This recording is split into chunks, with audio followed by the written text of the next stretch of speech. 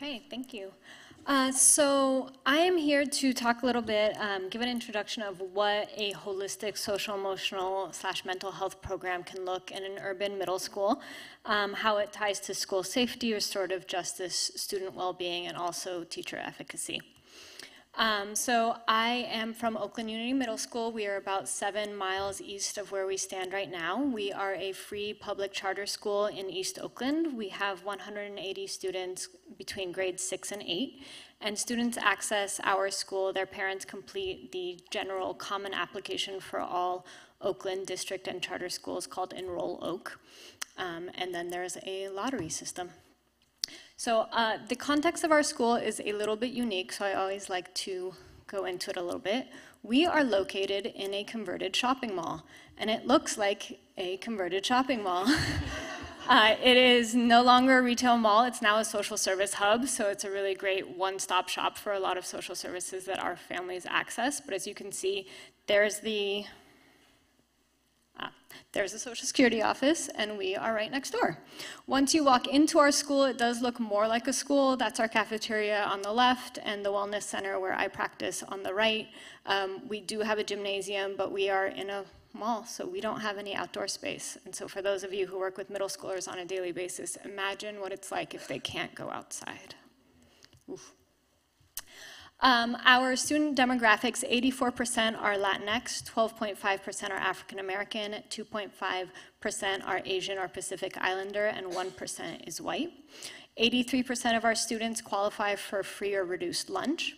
99% are Oakland residents, with 49% living in the same zip code as our school. 12.4% receive special education services.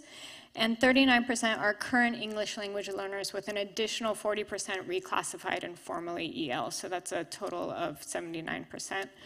And about half of our parents themselves have achieved their high school diploma or higher education.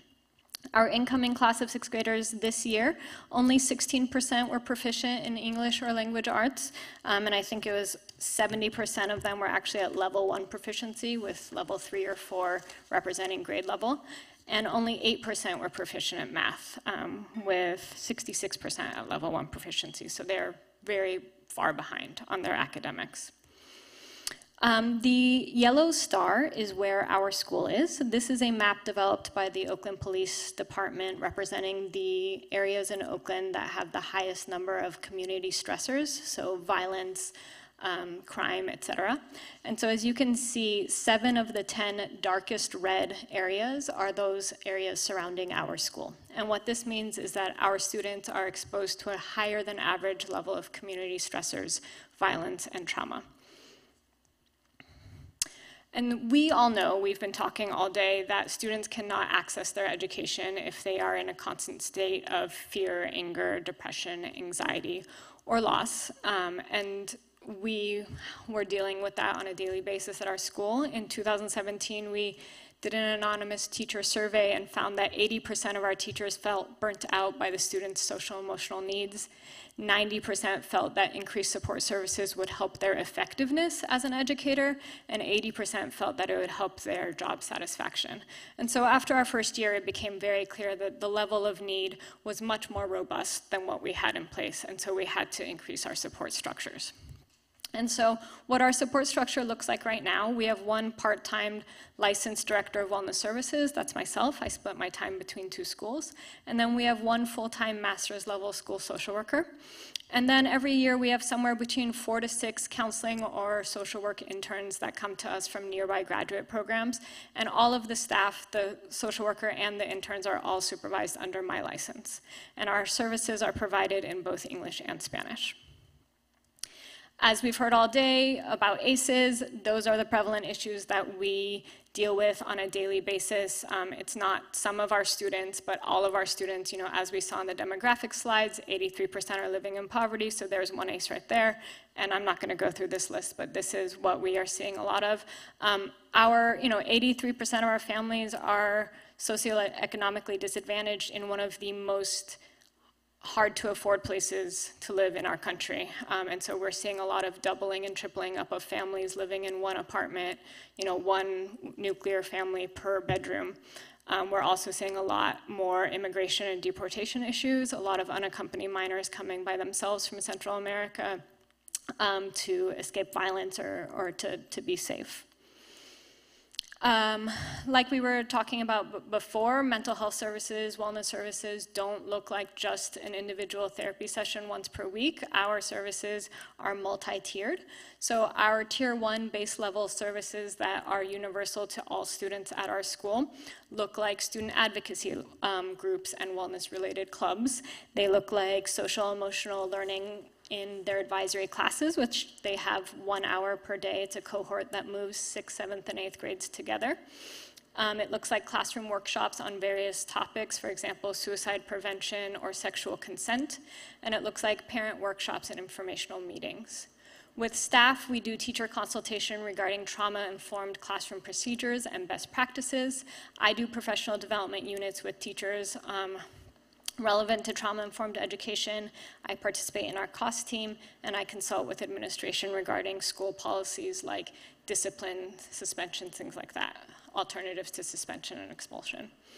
Our tier 2 targeted interventions and supports looks like crisis interventions with students, group counseling, peer mediation and restorative justice circles, and connection of the family to necessary outside resources like basic needs, legal advocacy, medical services, etc. Oftentimes that means us walking downstairs to the self-sufficiency office in East Montmont, which is pretty cool. With staff, we consult regarding students who need extra support, and we consult and collaborate with the special education department also.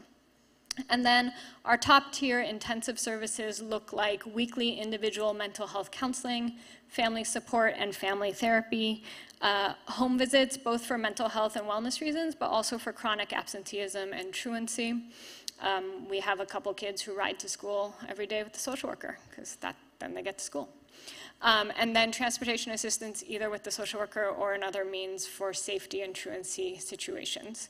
With staff, we consult with admin and teacher regarding specific students, and we also do a lot of teacher-student mediation because you can't learn from someone you don't like.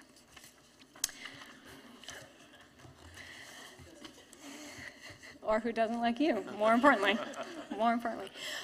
We have a lot of community partnerships. We partner with several community mental health agencies. They both send clinicians who bill Medi-Cal to meet with our higher needs kids, those who do in fact have insurance. They also send me interns, graduate school interns. We collaborate with a lot of basic needs resources. Like I said, a lot of those are lucky enough to be co-located in East Mall with us. We also have the Alameda County Dental Office who comes and gives each and every one of our students a dental screening at the beginning of the year. And starting next year, we're going to be partnering with an agency that does the same for vision tests and eyeglasses. So you might be thinking, how do we pay for all of this?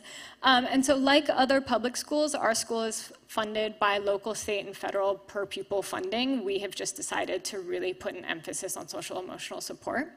Also, I think we're going to be hearing a little bit later about the Measure G1 parcel tax in Oakland, which is funding available to middle schools in Oakland to spend in one of 4 categories: safety, foreign language, art, or music. And so we have decided to really invest in the safety category, and the way we are approaching that is through expanded mental health services. That's because we know that students who have experienced unresolved trauma often express that trauma through behaviors that are either unsafe for them or their classmates. Some data, last year we had 182 students in our student body. We served 106 in our tier 2 or tier 3 services. That's 58%. That's much higher than you would think if you're looking at a traditional RTI pyramid, although I will say I don't know whose school the RTI pyramid was based on, because it was not my school or the schools I know in East Oakland. 48 students received on-campus weekly counseling.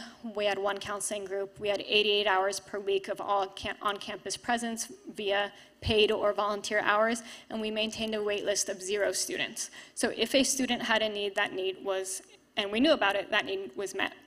Again, following the train of safety, in our parent survey at the end of the year last year, 95% of parents agreed or strongly agreed that our school was a safe place. 83% of students responded that they felt physically safe, and 85% said that they felt emotionally safe. So we were able to get to the school safety goal. And we also saw an increase of staff capacity. At the beginning, I talked about teacher efficacy. And so our survey question to teachers was, do you feel prepared to meet students' social and emotional needs? And from year 1 to year 3 of our expanded wellness program, the percentage of teachers who answered yes increased from 10 to 40%, and those who answered no decreased from 70 to 13%. So that's a really big deal as far as teacher efficacy, right, and being able to meet the needs that your students are bringing to you. So I want to thank you. I know that I'm out of time, so thank you so much.